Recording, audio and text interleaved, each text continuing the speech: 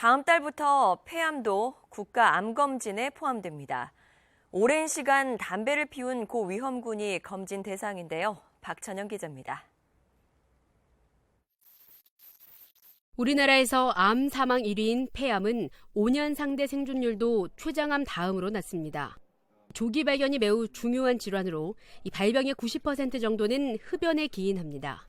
특히 흡연자는 비흡연자와 비교했을 때 11배 정도 위험도가 높은 걸로 알려졌습니다. 국가암검진 대상 흔히 5대암이라고 부르죠. 위암과 간암, 대장암, 유방암, 자궁경부암입니다. 여기에 8월부터는 폐암도 추가됩니다. 고위험군으로 검진 대상은 한정되는데요. 만 54세에서 74세 남녀 가운데 30감년 이상의 흡연 이력을 갖고 있는 자가 대상입니다. 여기서 30감년이란 매일 한 갑씩 30년을 피운 경우와 매일 두 갑씩 15년 동안 담배를 피운 경우 등인데요. 우선 올해는 홀수년도 출생자가 대상입니다. 다만 8월부터 시작되는 만큼 내년 12월까지 검진을 받을 수 있습니다. 건강보험료 상위 50%는 검진료의 10%를 부담하면 되고 하위 50%와 의료급여 수급권자는 본인 부담금이 없습니다. 보건복지부는 검사 결과와 함께 금연 상담도 제공하고 필요하다면 금연치료 지원 사업과 연계해 장기 흡연자의 금연을 유도할 예정입니다. 치사율 40%에 달하는 중동호흡기 증후군 메르스.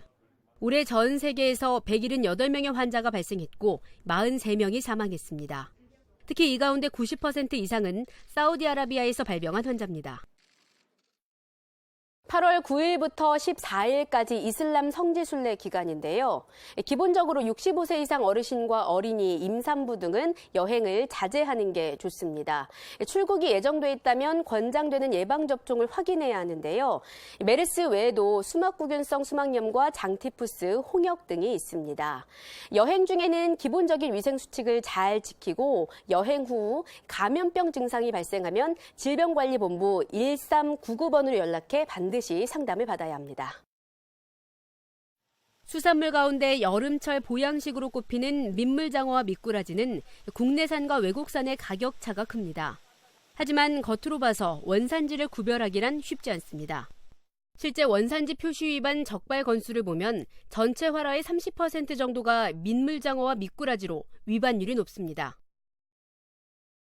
휴양지 여행객들의 수요가 많아지는 8월 원산지 표시 특별 단속이 실시됩니다.